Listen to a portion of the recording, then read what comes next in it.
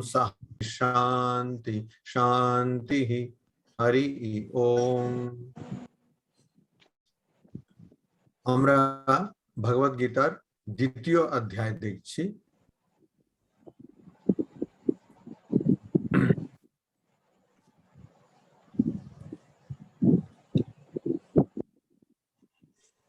তো আমরা দেখছিলাম দ্বিতীয় অধ্যায় দেখছিলাম।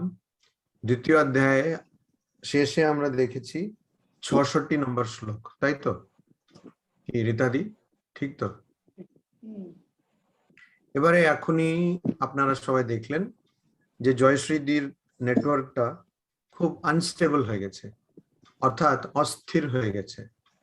অস্থির হয়ে যাওয়ার জন্য উনি রেকর্ড করতে পারছেন না, ওই জন্য অনিল দাকে রেকর্ডিংটা দিয়ে দিলেন। তুলনামূলকভাবে অনিল দার নেটওয়ার্ক স্থির, মানে জয়শ্রীদির নেটওয়ার্কের চেয়ে অনিল দার নেটওয়ার্ক বেশি স্থির। তো এইটাই এই শ্লোকে বলছে, স্থির না থাকলে কিছু করা যাবে না। স্থির যে নেই তার কিচ্ছু হবে না, অস্থির হলে কিছু হবে না। এখানে বলছে আয়ুক্তস্য, মানে যে অস্থির, যার একাগ্রতা ঠিক নেই, যার মন অস্থির, শরীর অস্থির, যার কোনো সিদ্ধান্ত অস্থির, ঠিক সিদ্ধান্তে আসতে পারে না। অনেক সময় আমরা যখন বসে থাকি, ইদানিং কেউ বলে না, কিন্তু আগে আগে বলতেন বড়রা, বসে থাকলে কেউ শুধু পা এরকম কোনো প্রয়োজন ছাড়াই অপ্রয়োজনে পা নাড়ছে, কেউ হাত নাড়ছে, কেউ মাথা নাড়ছে, কেউ বসে আছে তার হাতে একটা পেন আটকে গেছে, বল পয়েন্ট পেন হলে সেই রকম যে পেন থাকে এটাকে নিয়ে এরকম এরকম এরকম করতে থাকে। তো ওর পেনের একটু মুখ থাকলে কেঁদে ফেলতো বেচারি, হ্যাঁ, কিন্তু অনেক এরকম করতে থাকে। বা আগেকার দিনে টেলিফোন বুথ বলে একটা জিনিস ছিল, যেটা এখন কিছুদিন পরে মিউজিয়ামে স্থান পাবে আর কি। তো ওই টেলিফোন বুথে গেলে ওখানে ওই টেলিফোনের কাছে একটা ছোট বইয়ের মতন রাখা থাকতো কিছু লেখার জন্য। তো ওইটাতে দেখবেন লোকেরা কি সব এঁকেছে ওইটাতে, কেন ফোনে কথা বলছে এদিকে আঁকা চলছে, যেন একটা কোনো প্রতিযোগিতা চলছে, ওখানে আঁকা চলছে, এইটা বানাচ্ছে ওইটা বানাচ্ছে। বা যার সঙ্গে কথা বলছে তাকে যদি তার উপরে বিরক্ত হলে এখানে কি সব লিখে দিচ্ছে। তো এরকম অস্থির অস্থির অস্থিরের জন্য, যে অস্থির তার কিচ্ছু হবে না। রেকর্ডিং তো হবে না নেটওয়ার্ক অস্থির হলে, কিন্তু আরো কিছুই হবে না। আয়ুক্তস্য বুদ্ধিহি নাস্তি, মানে যে অস্থির তার আত্মার জ্ঞান হবে না। আত্মার জ্ঞান হতে গেলে স্থির হতে হবে। স্থির কি নিয়ে স্থির হতে হবে? এই জগৎটাতেও স্থির হতে হবে, জাগতিক দিক দিয়েও স্থির হতে হবে, স্থির হতে হবে। তারপর আমাকে সিদ্ধান্তটা স্থির করতে হবে। আমি কি জগৎকে ভালোবাসি না অতীন্দ্রিয়, অর্থাৎ ইন্দ্রিয়র ঊর্ধ্বে যে তাকে ভালোবাসি? আমি কি আমার স্বরূপকে জানতে চাই না জগতে মেতে যেতে চাই? তো এই জিনিসটা আমার স্থির করতে হবে। আয়ুক্তস্য বুদ্ধি নাস্তি, বুদ্ধি মানে বোধ, জ্ঞান থাকে না।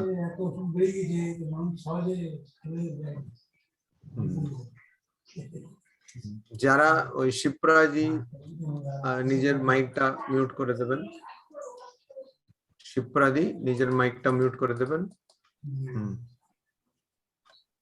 তো স্থির মানে যে স্থির থাকে না, আয়ুক্ত, তার বুদ্ধি থাকে না, অর্থাৎ তার বোধ থাকে না, আত্মার সম্বন্ধে তার বোধ থাকে না। আয়ুক্তঃ আয়ুক্তস্য না বুদ্ধিহি নাস্তি, সে কখনো অস্থির মন দিয়ে সে কখনো আত্মার জ্ঞান লাভ করতে পারবে না। প্রথমত মন দিয়ে আত্মার জ্ঞান লাভ করা হয় না। মনকে যখন অতিক্রম করে যাওয়া হয়, মনকে পেরিয়ে যখন যাওয়া হয়, তখনই আত্মার জ্ঞান লাভ করা হয়। কিন্তু মনকে স্থির না করলে মনকে পেরিয়ে যাওয়া যাবে না, মনকে আগে স্থির করতে হবে।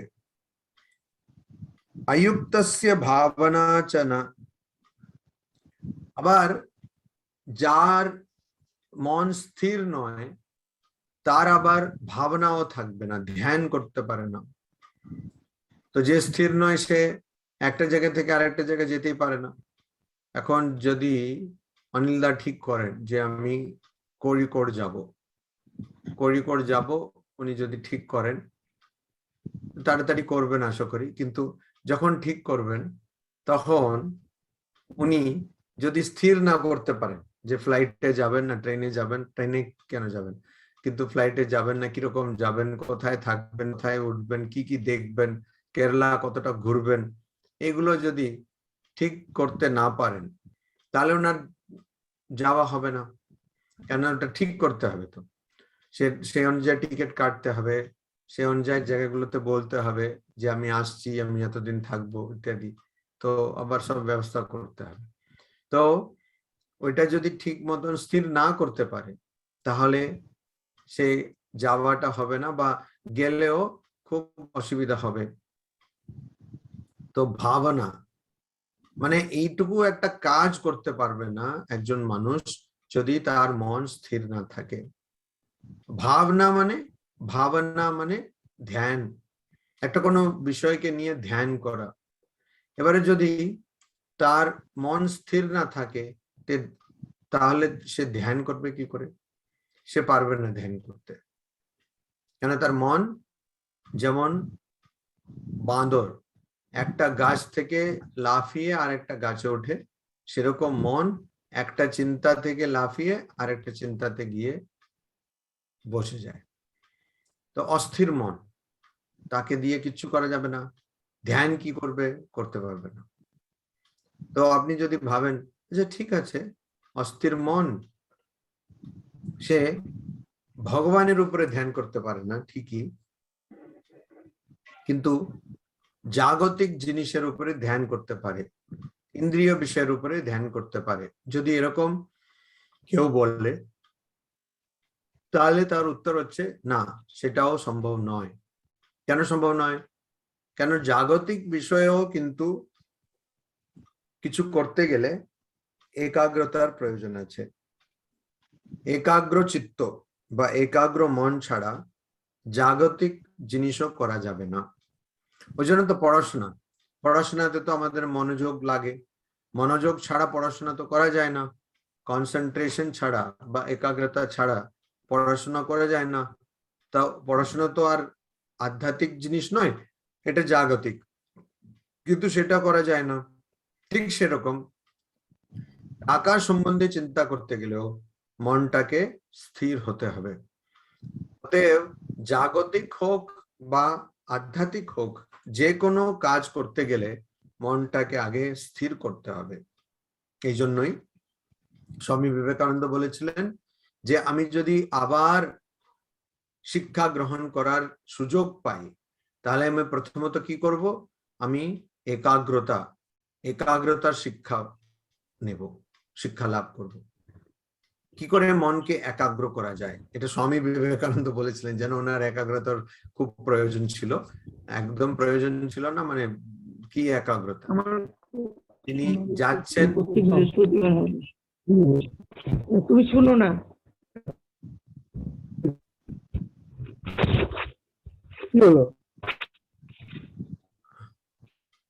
তিনি যাচ্ছেন আর মানে তিনি ওই যাচ্ছেন না, তিনি তার গুরু ভাইকে বলছেন একটা লাইব্রেরি থেকে, একটা গ্রন্থাগার থেকে বই আনতে, এক ধরনের এনসাইক্লোপিডিয়া, সে বইটা আনছেন, বিশ্বকোষ বলি আমরা বাংলাতে, সেই বইটা আনছেন, অনেক খণ্ডের অনেক ভাগের বই। তো সেই বই আনছেন আর উনি 1-2 দিনের পরে ফেরত দিয়ে দিচ্ছেন। যখন ফেরত দিয়ে দিচ্ছেন তখন ওই যে গ্রন্থাগারের যে কর্মী, মানে লাইব্রেরিয়ান, তিনি বলছেন যে এটা কি হচ্ছে, আপনারা এরকম বই নিয়ে যাচ্ছেন, আপনি নিয়ে যাচ্ছেন আবার ফেরত দিয়ে দিচ্ছেন, এটা কি হচ্ছে? তখন যে গুরু ভাই নিয়ে যাচ্ছিলেন উনি বলছেন, অখণ্ডানন্দজি, উনি বলছেন যে হ্যাঁ, এটা তো আমাদের এরকম একজন আছেন স্বামীজি, স্বামী বিবেকানন্দ, তো তিনি তো এটা পড়ে নিয়েছেন, আর পরে উনি ফেরত দিচ্ছেন। তখন পরে ফেরত দিচ্ছেন মানে পরে কি করে ফেরত দেবেন? তার মানে কি ওনার পুরো পড়া হয়ে গেছে 2 দিনের মধ্যে? তো একদম লাইব্রেরিয়ানে বিশ্বাস হচ্ছে না, বলে ধুত, আর ধপ মারার জায়গা পান, এরকম কি সব বলছেন। তখন অখণ্ডানন্দজি মহারাজ, আচ্ছা আবার এটা স্বামী বিবেকানন্দের শিকাগো যাওয়ার আগে, বিদেশ যাওয়ার আগে, উনি যখন পরিব্রাজক সন্ন্যাসী ছিলেন তখন উনি খুব রেগে যাচ্ছেন অখণ্ডানন্দজি, আর গিয়ে স্বামীজিকে বলছেন দেখো এরকম হয়েছে। তো স্বামীজি বলছেন আচ্ছা আমি যাই। তো পরের দিন উনি অখণ্ডানন্দজির সঙ্গে লাইব্রেরিতে যাচ্ছেন, আর ওই ভদ্রলোক জিজ্ঞাসা করছেন যে আপনি এটা কি পড়ে নিয়েছেন? তখন স্বামীজি বলছেন হ্যাঁ পড়েছি, আপনি জিজ্ঞাসা করুন। তো ওই এত ভাগ, মানে 10টা না কত, 10-এর বেশি ভাগ, তার থেকে স্বামীজিকে জিজ্ঞেস করছেন, বড় বড় মোটা মোটা বই জিজ্ঞেস করছেন, আর অনেক জায়গায় স্বামীজি একদম ওইটার মধ্যে, ওই বইয়ের মধ্যে যেটা ছিল সেটাই সেরকমই উত্তর দিচ্ছেন, যে এটার মানে এটা। তো ওই মানুষ খুব অবাক হয়ে গেলেন, ওই ভদ্রলোক।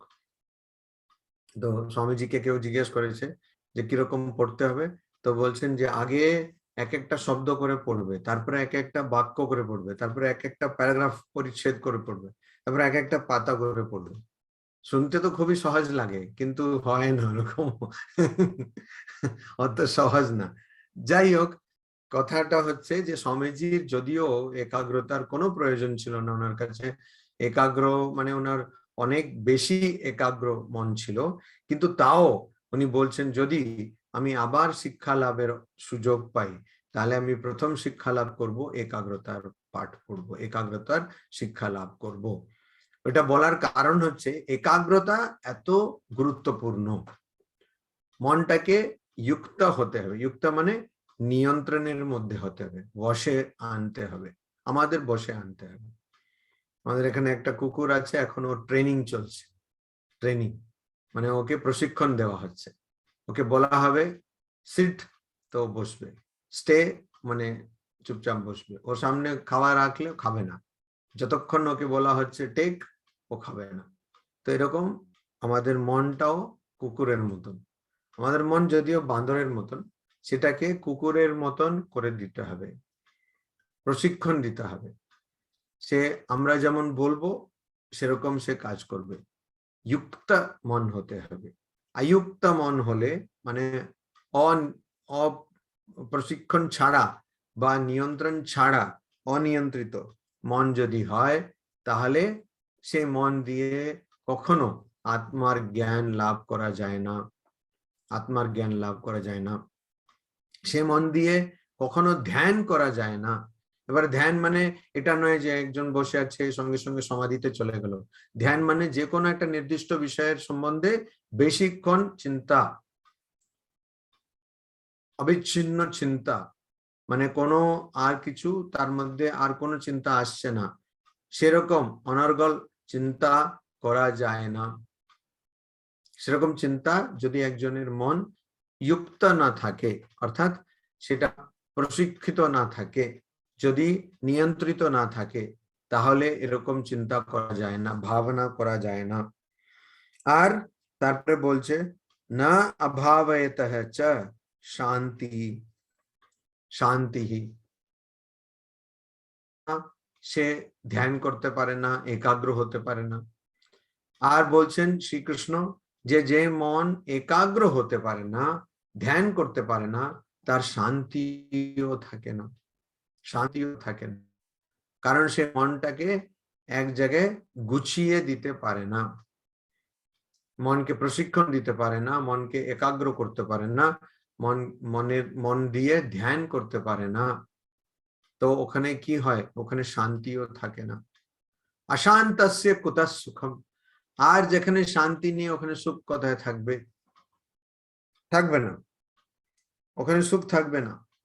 কেন সুখ থাকছে না, কেন মন শান্ত হচ্ছে না, কেন মন দিয়ে এই একাগ্রতা যেখানে নেই, মনোযোগ যেখানে নেই, ওখানে এরকম হচ্ছে কেন? আমি তো চাইছি মনটাকে একাগ্র করতে, আমি তো চাইছি মনটাকে বসে আনতে, নিয়ন্ত্রণে আনতে, পারছি না কেন? কোথায় আটকাছে, কি আটকাছে? এটা হচ্ছে প্রশ্ন, স্বাভাবিক প্রশ্ন। আর যদি আমার মনটাকে আমি আমার বসে আনতে না পারি, যদি মনকে প্রশিক্ষণ দিতে না পারি, যদি মনকে নিয়ন্ত্রণে না আনতে পারি, তাহলে যেমন ভগবান শ্রীকৃষ্ণ বলছেন, আমি ধ্যান করতে পারবো না, আমি মনটাকে মন দিয়ে ধ্যান না করতে পারলে শান্তি পাবো না, আর সবচেয়ে বড় কথা, আমার প্রকৃত স্বরূপ আত্মা বা ব্রহ্ম, সেটার জ্ঞান পাবো না। তো আমার এই যে মানুষ জন্ম, এটা বৃথা হয়ে যাবে। ওই জন্য আচ্ছা একটা জিনিস আমি এখন কিছু দেখতে পাচ্ছি না, কি কি বলছিস? আমাকে কি দেখতে পাচ্ছে না? আমি কি করে জানবো? এই শুধু আড়লে না দেখতে পাচ্ছি না। থেমে গেলেন কেন? তো তো যখন আপনি ধ্যান করতে পারবেন না, তখন আত্মার বা ব্রহ্মের জ্ঞান হবে না। আত্মা আর ব্রহ্মের জ্ঞান যদি না হয়, তাহলে মানুষ জন্মের যে উদ্দেশ্য ভগবান লাভ, সেটা পাবেন না। সেটা যদি না পান, তাহলে পুরো এই মানুষ জন্মই বৃথা হয়,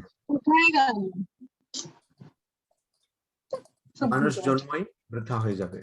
এই পাল প্রতিম বলে যিনি আছেন, আপনি দয়া করে একটু মিউট করে দিন তো। তো মানুষ জন্মটাই বৃথা হয়ে যাবে। ওই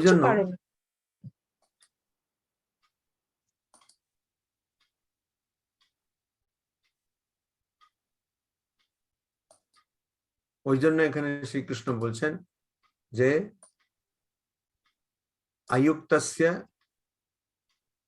না বুদ্ধিহি আস্তি, বুদ্ধিহি নাস্তি, মানে যার মন যুক্ত হয়নি, তার কোনো বুদ্ধি থাকে না, অর্থাৎ তার বোধ থাকে না, তার বোধ থাকে না, বোধ থাকে না। আর বোধ মানে আত্মার জ্ঞান হবে না, কখনো হবে না, তার আত্মার জ্ঞান হবে না। আর এখন প্রশ্ন স্বাভাবিক ভাবে উঠছে, যদিও কেউ এটা করতে চাইছে, তাও তার জ্ঞান হবে না কেন?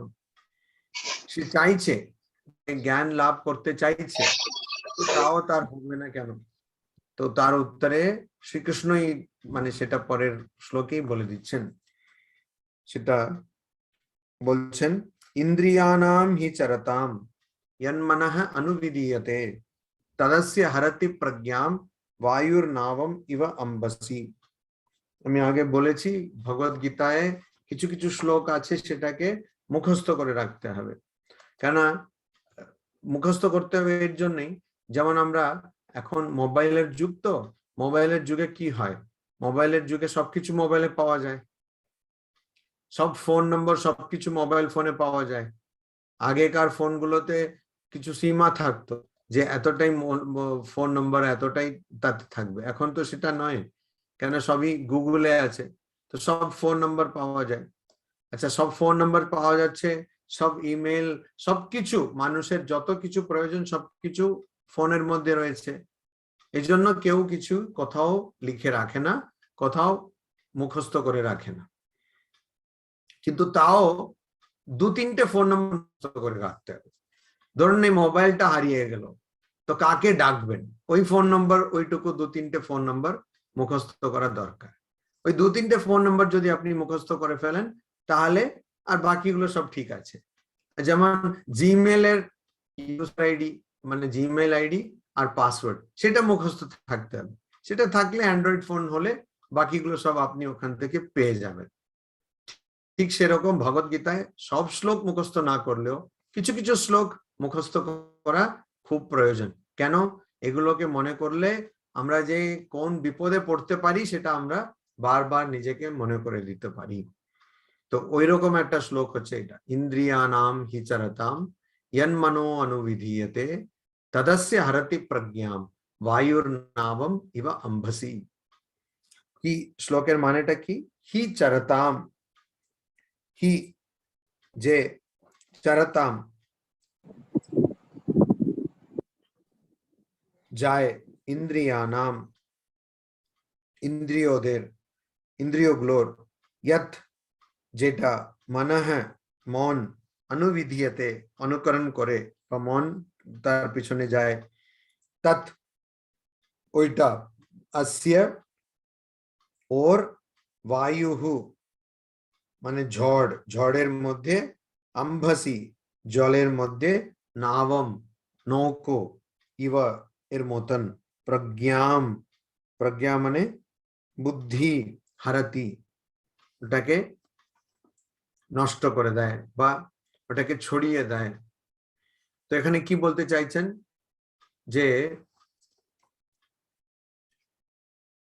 যে ব্যক্তি বা যে মন ইন্দ্রিয়ানাম হি চরতাম यत मनः ইন্দ্রিয়ানাম হি চরতাম, যে মন ইন্দ্রিয়গুলোরই পিছনে ছুটতে থাকে, অর্থাৎ ইন্দ্রিয়গুলোকেই অনুসরণ করতে থাকে, ইন্দ্রিয়রই অনুকরণ করতে থাকে, সে মনের অবস্থা কি হয়? সে তৎ অস্য বায়ুহু অম্বসি নাবমিব প্রজ্ঞাম হরতি, তার অবস্থা কি রকম হয়? ঝড়ের মধ্যে জলে নৌকার অবস্থা কি হয়? সে কখনো একটা দিকে যাচ্ছে আর কখনো আরেকটার দিকে যাচ্ছে, সে স্থির থাকতে পারছে না। ইন্টারনেট কানেকশন স্থির না থাকলেও বিপদ, আবার মন স্থির না থাকলে আরো বিপদ। সে স্থির থাকতে পারছে না, এটাই একটা জায়গা থেকে আরেকটা জায়গায় যাবে, আরেকটা জায়গা থেকে আরেকটা জায়গায় যাবে। তো কেন?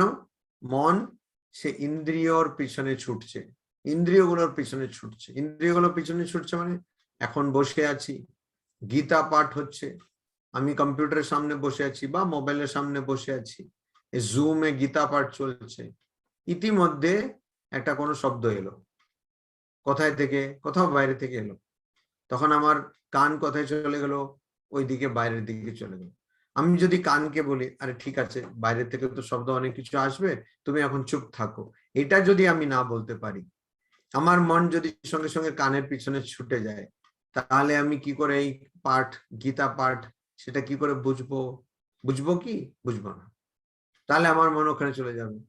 ইতিমধ্যে কি হলো, নিচে হয়তো বাড়ির কাছে একটা লোক বেশ ভালো মাছ ভাজছে, থাকে না ওই এতে গাড়িতে মাছ ভেজে বিক্রি করে, এরকম দিল্লিতেও আছে মনে হয়, মাছ না হলে যা চিকেন ভাজছে, ডিম ভাজছে, কিছু একটা ভাজছে, সেটা বিক্রি করছে, তখন ভালো গন্ধ আসছে, তখন গীতা পাঠ চলছে। এবারে আমার মনটা যদি ওই নাকের পিছনে চলে যায়, তাহলে আমার গীতা পাঠটা হয়ে গেল শেষ। ওখানে গীতা পাঠ হয়ে গেল লো পাঠ, আর ওখানে আর কিছু পাঠ চলে যাবে, মানে ডিমের পাঠ হবে, হ্যাঁ, বা মুরগির পাঠ হবে, আর আমি হয়ে যাব কি? মুরগি। তো এইটা তাহলে নাকের পিছনে ছোটা চলবে না। ঠিক আছে, নাকের পিছনে ছোটা চলবে না।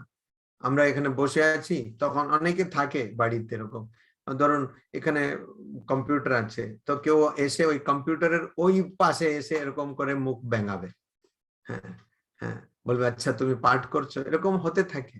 কখনো কখনো আমি বুঝতে পারি আপনাদের মধ্যে হচ্ছে, তো আপনি দেখছেন, ওর দিকে তাকাচ্ছেন, কিছু বলতে পারছেন না, হাসতেও পারছেন না, মহারাজ কি ভাববেন।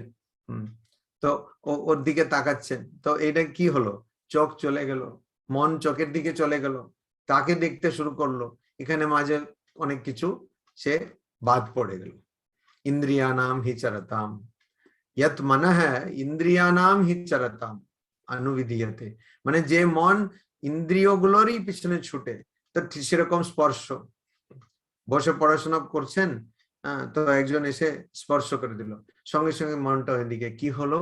বাস, তা কি হলোটা খুব সাংঘাতিক প্রশ্ন, কেন ওই কি হলো তার উত্তর কবে শেষ হবে জানেন? সে বলবে হ্যাঁ ওরকম হয়েছে, এরকম হয়েছে, হ্যাঁ হুঁ, মা আমি তো পড়ছিলাম, তো ও এসে আমার পড়াশোনাটা নষ্ট করে দিয়েছে, আমি তো করিনি, ও এসে করে দিয়েছে। কিন্তু আমি যে প্রশ্ন করেছি কি হলো, বা ওর দিকে এরকম চেয়ে দেখলাম, যেন একটা লোক মানে এতে কি জেলে ভর্তি হয়ে আছে, মানে বন্দী হয়ে আছে, হ্যাঁ, জেরা হয়ে আছে। ওকে দেখলাম, দেখো আমার অবস্থা। তো ও বললো, আরে আচ্ছা কি পড়াশোনা কেমন চলছে? মানে ওখানে পড়াশোনা আর হয়ে গেল, পড়াশোনা ওখানে আর পড়াশোনা হবে না, ওখানে তারপরে গল্প বানবে, তারপরে কত কিছু আসবে। তো এইটা কি কেন হলো? স্পর্শ। ওই মনটাও স্পর্শের পিছনে ছুটে গেল।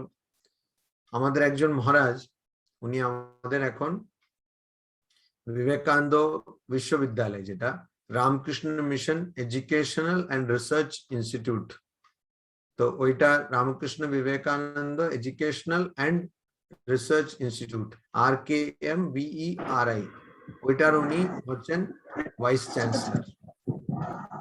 নাম হচ্ছে সর্বোত্তমানন্দা, স্বামী সর্বোত্তমানন্দা। তো উনি কম্পিউটার সায়েন্সে PhD করেছেন IIT কানপুর থেকে। আর উনি যতটা ওনার গ্রেড হয়েছে সেটা এখনো কারো হয়নি, এত ভালো উনি ছাত্র। তো ওই মহারাজ যখন ট্রেনিং সেন্টারে ছিলেন, তো এখন আপনারা জানেন একজন খুব বিখ্যাত আমাদের মহারাজ স্বামী সর্বপ্রিয়ানন্দজি মহারাজ। তো স্বামী সর্বপ্রিয়ানন্দজি মহারাজও তখন ট্রেনিং সেন্টারে ছিলেন। আর এই ঘটনাটা সর্বপ্রিয়ানজি মহারাজও তার অনেক বক্তৃতাতে বলছেন, আমি ওনার মুখেই শুনেছি ঘটনাটা। তো এমন হয়েছে যে ওই ট্রেনিং সেন্টারে একটা কিছু কম্পিউটারে কিছু করতে হলো। তো কম্পিউটারে কি হয়, বারবার নতুন জিনিস আসে, এর জন্য পড়তে হয়।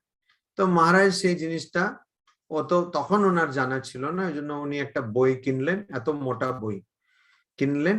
আর ওইটা উনি সন্ধ্যার সময় বসে, মানে আরতি হয়ে যাওয়ার পরে, জপ ধ্যান হয়ে যাওয়ার পরে শুয়ে পড়ছেন ওই বইটা। এত মোটা বইটাকে শুয়ে শুয়ে এরকম পড়ছেন। মানে অস্বাভাবিক, অসামান্য প্রজ্ঞা তার, বুদ্ধি এই সর্বোত্তমানন্দজি মহারাজের।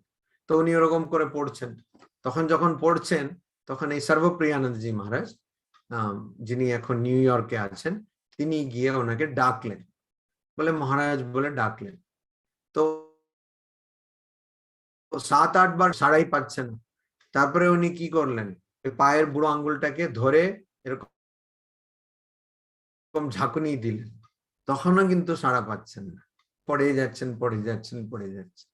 তারপরে পরের দিন জিজ্ঞেস করলেন, মহারাজ আমি এসেছিলাম, আপনাকে ডাকলাম, তাই নাকি? আমি বুঝতে পারিনি তো, আঙ্গুলটাকে ধরে এরকম ঝাঁকুনি দিলাম, বলে তাই নাকি? আমি বুঝতে পারিনি, আমি সরি, আমি খুব ক্ষমা প্রার্থী, কি বলুন, কি কি হয়েছে বা কিসের জন্য ডাকলেন? যাই হোক, তারপরে ওরা কথা বললো। তো মহারাজ সর্বপ্রিয়ানজি মহারাজ অবাক হয়ে গেলেন যে এত একাগ্রতা কারো থাকতে পারে। উনি ওই বইটাকে এক রাতে শেষ করে দিয়েছেন। শেষ মানে এমনি পড়ার জন্য এরকম গল্পের মতন না, ওই বইটা তো কম্পিউটারের বই। শেষ মানে ওখানে যা লেখা আছে সব ওনার মনের মধ্যে চলে গেছে। তো এত একাগ্রতা। তো এরকম একাগ্রতা যার থাকবে, তার সবকিছু সম্ভব, তার পক্ষে সবকিছু সম্ভব। কিন্তু আমাদের একাগ্রতা তো আমি বললাম তো, ওখানে ডাকলেই হ্যাঁ মহারাজ বলুন কি করতে হবে, তখন বই সঙ্গে সঙ্গে বন্ধ হয়ে গেল, বাস। আর 7-8 বার ডাকতে হবে না, একবার এসে কেউ ভিতরে এলেই মহারাজ কি কিছু বলবেন, মানে হয়তো উনি আপনার আসেনি, কিন্তু মহারাজ কি কিছু বলবেন, তো সঙ্গে সঙ্গে বইটা চলে গেল। তো ওইটাই, মন স্থির যার নেই, তার কেন ধ্যান হবে না? কেন সেই মন স্পর্শ, রূপ, রস, গন্ধ, আর রূপ, রস, গন্ধ, স্পর্শ, তারপরে কি রস, গন্ধ, স্পর্শ, আর কি আছে? শব্দ। শব্দ। শব্দ। তো শব্দ, এইগুলোর পিছনে ছুটবে, ছুটতে থাকবে। আর এগুলোর পিছনে যদি ছোটে, তাহলে ওই মানুষের কোনো ধ্যান হবে না, মানে কোনো কিছুই হবে না, তাকে দিয়ে কোনো কাজই করা যাবে না। ওই জন্য তার অবস্থা কিরকম হবে? ঝড়ে একটা নৌকোর মতন, নৌকোর মধ্যে যে কেউ নেই, নৌকো চালানোর মাঝি নেই কেউ, সেরকম নৌকো। সে কখনো ওইদিকে যাচ্ছে, কখনো ওইদিকে যাচ্ছে, সে জলে এরকম একদিক থেকে আরেকটা দিক যাচ্ছে। ঝড়ের মধ্যে আটকে গেছে নৌকো, সেরকম মনের অবস্থা হয়, সেরকম ওই মানুষের অবস্থা হয়, কখনো স্থির থাকে না মনটা, সেরকম ওর অবস্থা হয়। তো সেটাই এখানে শ্রীকৃষ্ণ বলছেন। এই জন্য আমাদের কি করতে হবে, মনটাকে নিয়ন্ত্রণে আনতে হবে, নিয়ন্ত্রিত করতে হবে, মনটাকে বশে আনতে হবে।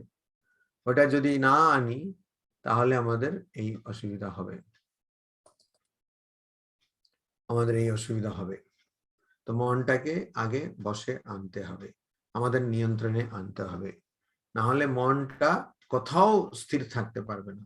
আর যদি কোথাও স্থির না থাকে তাহলে শান্তিটাই পাবো না, আর ধ্যান করব কি করে। এখানে একটা কথা বুঝতে হবে, শ্রীকৃষ্ণ বলছেন যার মন স্থির নয় তার দ্বারা ধ্যান হবে না। আর যে ধ্যান করতে পারে না বা কোনো জিনিস নিয়ে দীর্ঘ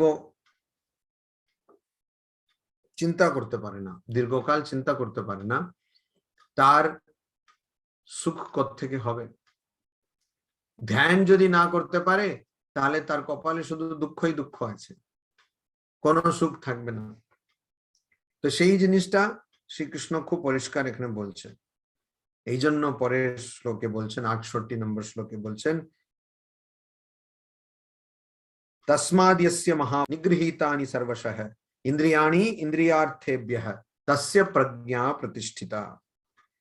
মহাবাহু, যার বাহু অর্থাৎ হাতগুলো খুব বড়, মানে যে বড় কাজ করতে পারে, কাজ করতে দক্ষ বা যুদ্ধ করতে দক্ষ, বড় বড় শত্রু সংহার করতে, তাদের মারতে তার ক্ষমতা আছে, মারতে পারে। তস্মাৎ, এই জন্য, ইয়স্য, যার, ইন্দ্রিয়ানি, ইন্দ্রিয়গুলো, ইন্দ্রিয়ার্থেভ্যঃ, ইন্দ্রিয় বিষয়গুলো থেকে, সর্বশঃ, সম্পূর্ণ ভাবে, সম্পূর্ণ রূপে, নিগৃহীতানি, ওখান থেকে নিজেকে তুলে দিয়েছে বা ওখান থেকে নিজেকে নিষেধ করে দিয়েছে, তস্য, সেই মানুষের, প্রজ্ঞা, বুদ্ধি বা জ্ঞান, প্রতিষ্ঠিতা, স্থির হয়ে থাকে। অর্থাৎ যে মানুষ ইন্দ্রিয় বিষয়গুলো থেকে নিজের ইন্দ্রিয়কে সরে দিয়েছে, ইন্দ্রিয় বিষয় মানে চোখের, চোখ হচ্ছে বিষয় হচ্ছে যে কোনো রূপ, কান হচ্ছে একটা ইন্দ্রিয়, তার ইন্দ্রিয় বিষয় হচ্ছে যেরকম যে কোনো রকম একটা শব্দ, জিহ্বা একটা ইন্দ্রিয়, তার ইন্দ্রিয় বিষয় হচ্ছে রস বা স্বাদ। ত্বক, চামড়া একটা ইন্দ্রিয়, তার ইন্দ্রিয় বিষয় হচ্ছে স্পর্শ, এরকম। নাক একটা ইন্দ্রিয়, তার ইন্দ্রিয় বিষয় হচ্ছে গন্ধ। তো ইন্দ্রিয়গুলো ইন্দ্রিয়ার্থেভ্যঃ দূরে থাকবে, দূরে থাকবে। তো সেরকম মানুষের মন স্থির হয়ে থাকবে। দূরে থাকবে মানেটা কি?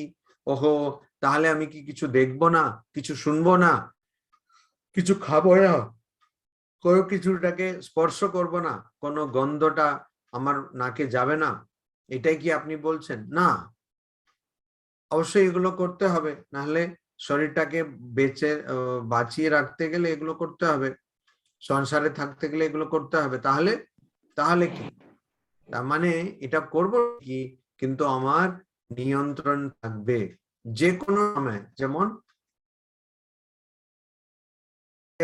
শরীরের অঙ্গগুলোকে ভিতরে টানতে পারে, কুর্মা অঙ্গানি ইবা, গীতাতেই আছে।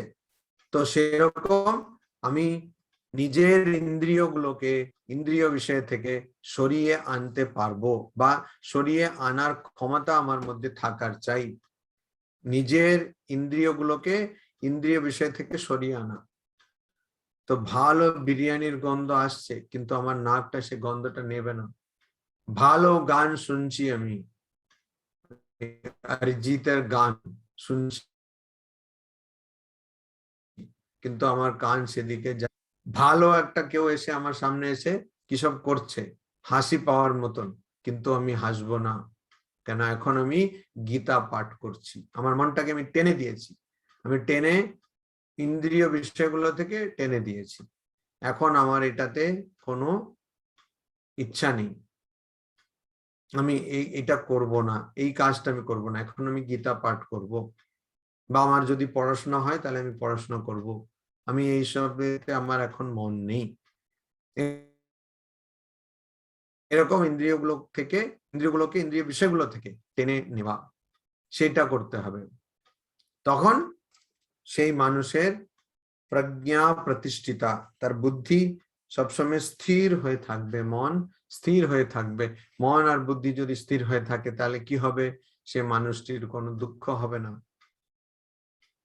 সব সুখে থাকবে সে। তো এইটাই এখানে শ্রীকৃষ্ণ বলছেন। আর এইটাকেই উপরতি বলা হয়, সমা দমা তিতিক্ষা। তো সমা দমা ওখানে উপরতি, শ্রদ্ধা সমাধান, ষটক সম্পত্তি, সমাধি ষটক সম্পত্তি, সাধন চতুষ্টয় বলা হয়। অর্থাৎ একজন যে ভগবান লাভ করতে চায়, তার নিজের স্বরূপের উপলব্ধি করতে চায়, তাকে এইগুলো করতে হবে। কি করতে হবে? বিবেক, কোনটা নিত্য সে বিবেক করতে হবে। বৈরাগ্য মানে ইহা অমূত্র ফলভোগ বিরাগ, সব রকমের সব প্রকারের ফলগুলোকে তাকে ত্যাগ করতে হবে। ফল মানে কর্মের ফল, অ্যাপল কলা ওইরকম ফল নয়, কর্মের ফল, কর্মের ফল ত্যাগ করতে হবে। আর সমা আদি ষটক সম্পত্তি, এই সম দম তিতিক্ষা উপরতি শ্রদ্ধা সমাধান, এই যে ছটা গুণ আছে, সেই ছটা গুণ তার মধ্যে থাকতে হবে। আর শেষে মুমুক্ষু, মুমুক্ষু মানে মুমুক্ষুত্ব, অর্থাৎ ওকে মুমুক্ষু হতে হবে, মানে মোক্ষের ইচ্ছুক হতে হবে, তাকে মোক্ষের কামনা করতে হবে, তা আত্মজ্ঞান লাভ করতে পারে, ভগবান লাভ করতে পারে। তো ওই জন্য এখানে বলা হয়েছে প্রজ্ঞা প্রতিষ্ঠিতা। তো এই উপরতি, যেটা উপরতি মানে কি, ইন্দ্রিয় বিষয়গুলো থেকে ইন্দ্রিয়কে সরিয়ে দেওয়া, ওটাই উপরতি। সেটা যে ব্যক্তি করবে তার কি হবে, তার প্রজ্ঞা প্রতিষ্ঠিতা, তার বুদ্ধি স্থির হয়ে থাকবে, স্থির হয়ে থাকবে। তো সে যে ব্যক্তি যার বুদ্ধি এরকম স্থির আছে, তার কি হবে, সে যে কোনো কাজ বা যে কোনো জিনিস ভালোভাবে করতে পারবে, ভালোভাবে করতে পারবে, তার কাজের মধ্যে একটা দক্ষতা দেখা যাবে। তার এমনি মানে ধরো কোনো কাজ করছে না, তখনও সে মনটাকে খুব নিয়ন্ত্রিত রাখতে পারবে। ওইটাকেই এখানে পরের শ্লোকে শ্রীকৃষ্ণ বলছেন, ইয়া নিশা সর্বভূতানাম তস্যাম জাগর্তি সংযমী, यस्याम जागृति भूतानि सा निशा पश्यतो मुनेः। सर्वभूतानाम, सब জীবের মধ্যে, ইয়া যেটা বা সব জীবের জন্য, ইয়া যেটা, নিশা রাত্রি, সংযমী যে মানুষ নিজের মনকে সংযত করেছে বা নিজের মনকে বশে এনেছে, নিয়ন্ত্রিত করেছে, তার কাছে তস্যাম মানে সেই রাত্রের মধ্যে, জাগর্তি সে জেগে থাকে, यस्याम যেটাতে, ভূতানি সব জীবগুলো, জাগৃতি জেগে থাকে, পশ্যতঃ জাগৃতি জেগে থাকে, তখন ওখানে পশ্যতঃ মুনেঃ, মুনি মানে যে মনটাকে জয় করেছে, মনকে নিয়ন্ত্রণে এনেছে।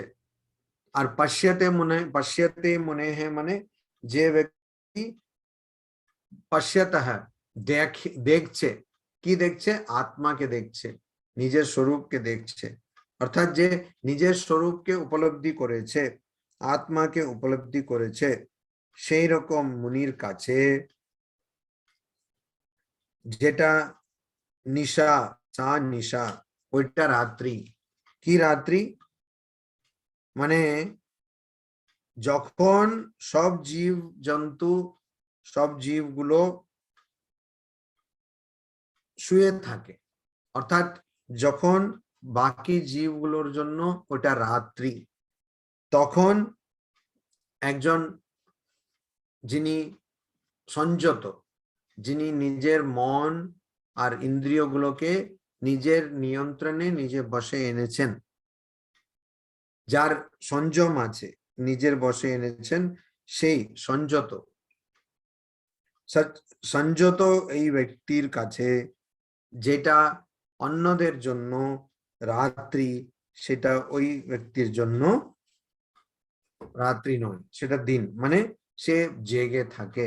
রাত্রিতে তো আমরা সবাই ঘুমাই, কিন্তু যে সংযত সে জেগে থাকে। মানে যখন অন্য জীবগুলো অন্ধকারে আছে, অজ্ঞানের অন্ধকারে আছে, নিজের স্বরূপকে বুঝতে পারছে না, অজ্ঞানের অন্ধকারে আছে, তখন সেই মুনি, মানে যে জ্ঞান লাভ করেছে, জ্ঞান লাভ করেছে, নিজের আত্মতত্ত্বের উপলব্ধি করেছে, সেই মুনি জেগে থাকে। অর্থাৎ তখন সে মানে আত্মার উপলব্ধির জন্য বা আত্মার সম্বন্ধে ভাবনার জন্য, ধ্যানের জন্য সে জেগে আছে। অর্থাৎ নিজের স্বরূপ, নিজের স্বরূপ কি, ভগবান কি, মনকে নিয়ন্ত্রণে আনা যায় কি করে, বসে আনা যায় কি করে, মন কি কি দিয়ে মনকে সংযত করা যায়, এই প্রশ্নগুলো, এই প্রশ্নগুলো করে একজন আধ্যাত্মিক সাধক, সে আত্মজ্ঞান লাভ করে। কিন্তু এই প্রশ্নগুলো সাধারণ মানুষ করে না। সাধারণ মানুষ বা সাধারণ জীব কি ভাবে, তখন ওই এসব প্রশ্ন করে না যে আমার স্বরূপ কি, আত্মা কে, ব্রহ্ম কে। সে ভাবে আমি খাওয়া পাবো কোত্থেকে, আমি কাপড় পাবো কোত্থেকে, আমি থাকার জায়গা পাবো কোত্থেকে, রুটি কাপড়া আর মাকান, এটাই ও ভাবে। তো ওর কাছে যখন ইন্দ্রিয় অর্থ পাওয়া যায় না, মানে ইন্দ্রিয়গুলো যখন ইন্দ্রিয় বিষয় থেকে দূর হয়ে যায়, খিদে পাচ্ছি খাওয়া পাচ্ছি না, খিদে পাচ্ছে খাওয়া পাচ্ছি না, তেষ্টা পাচ্ছে কিন্তু কিছু খেতে পারছি না, ওই রকম অবস্থা। ওইটা সাধারণ মানুষের কাছে কিরকম অবস্থা? অন্ধকারের অবস্থা, অন্ধকারের অবস্থা। কিন্তু একজন যে আধ্যাত্মিক জীবনে অনেকটা এগিয়েছে, তার কাছে ওই অবস্থাটা কিরকম? তার কাছে ওই অবস্থাটা হচ্ছে খুব ভালো অবস্থা। যখন ইন্দ্রিয়গুলো ইন্দ্রিয় বিষয় থেকে সরে যায়, তখন আধ্যাত্মিক যে সাধক, তার কাছে সেটা খুব ভালো অবস্থা। যে মানুষ সবসময় ভগবানের চিন্তা করছে, সবসময় ঈশ্বরের চিন্তা করছে, তার মনের মধ্যে সবসময় ভগবানের চিন্তা থাকার জন্য সে সমস্ত প্রপঞ্চে, সমস্ত ব্রহ্মাণ্ডে ভগবান ছাড়া আর কিছু দেখতে পায় না। কিন্তু যে মূর্খ, সে কি করে, মানে সত্যি সত্যি যে মূর্খ, মানে যথার্থ মূর্খ, সে কি করে? সে মূর্খ কেন? সে অজ্ঞানের মধ্যে রয়েছে, অজ্ঞানী। সে কি করে? সে তার কাছে এই জগৎটা সত্য আর ভগবানের সম্বন্ধে সে এখনো তার বিশ্বাস আসেনি, এখনো তার বিশ্বাস আসেনি। তো সেই ব্যক্তি, তার কাছে জগৎটাই সত্য, তার কাছে ইন্দ্রিয় বিষয়গুলো সত্য, তার কাছে যখনই কোনো গন্ধ আসবে, সেই গন্ধটাই তার কাছে সত্য। যখনই কোনো স্বাদ পাবে, রস পাবে, সেটাই তার কাছে সত্য, স্পর্শ তার কাছে সত্য, ইত্যাদি। তো ওই জন্য ও জেগে থাকবে। অর্থাৎ ইন্দ্রিয় বিষয়ের সঙ্গে ইন্দ্রিয়ের যখন সম্পর্ক হয়, তখন সেই অনুভবের জন্য সাধারণ মানুষ সবসময় জেগে থাকে। অর্থাৎ সে অনুভবটা চায়, জেগে থাকে মানে না ঘুমিয়ে জেগে থাকে এই অর্থ না, সেই অনুভবটা চায়। কিন্তু যে মানুষ আত্মজ্ঞান লাভ করতে চাইছে, সে কখনো ইন্দ্রিয় আর ইন্দ্রিয় বিষয়ের সঙ্গে যে সম্পর্ক, সেটাকেই কমিয়ে দিতে চায়। ইন্দ্রিয় বিষয় আর ইন্দ্রিয়র সঙ্গে যে সম্পর্ক, সেটাকে কমিয়ে দিতে চায়। আর ইন্দ্রিয়গুলোকেও বেশি কিছু খাওয়া দেয় না। অর্থাৎ স্পর্শ, তো চামড়াকে স্পর্শ দিলে তখন সে তার ইন্দ্রিয় বিষয়ের সঙ্গে তার সম্পর্ক হয়ে গেছে। তো সেরকম যদি না দেওয়া হয়, আধ্যাত্মিক সাধনা অনেক সময় করা হয় যে ব্রত, মানে আজকে ব্রত, অনেক সময় অবশ্য এটাও ঠিক যে ব্রতের জন্য আলাদা করে খাবার রান্না হচ্ছে, আলাদা করে ফলমূল আনা হচ্ছে, তো ব্রতের জন্য ব্রত কম, ভোজ হয়ে গেল। তো কিন্তু ব্রতের পিছনে উদ্দেশ্যটা কি?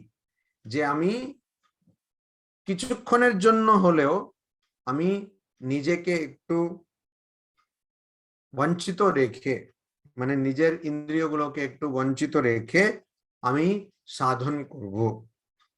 অর্থাৎ ওখানে কি হলো, ইন্দ্রিয়ের সঙ্গে ইন্দ্রিয় বিষয়ের যে সম্পর্ক, ওই সম্পর্কটা যে জ্ঞানী মানুষ বা যে আধ্যাত্মিক পথে এগোতে চায়, সে সেই সম্পর্কটা চায় না।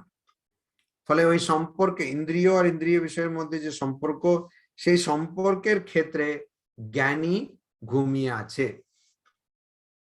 শ্যাম জাগ্রতি ভূতানি সা নিশা পশ্যতো মুনেঃ, মানে যে যেখানে ভূতানি অন্য জীব জন্তু জাগ্রতি জেগে থাকে, অর্থাৎ যেখানে ওদের মনটাকে, মনোযোগটা থাকে, কোথায় থাকে?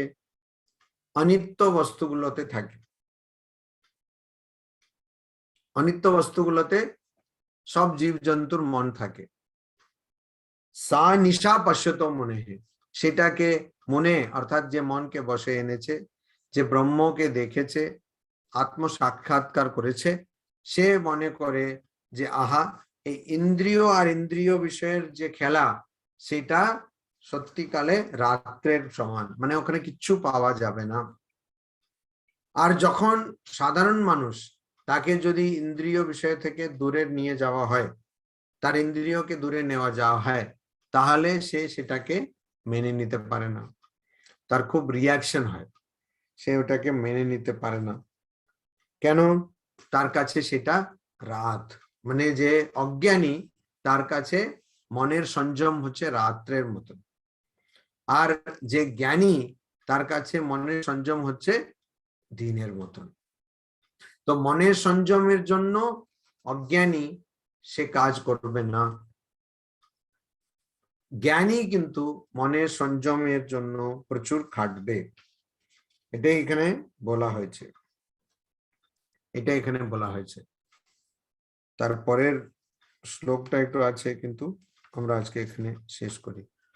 ওম শান্তি শান্তি শান্তি।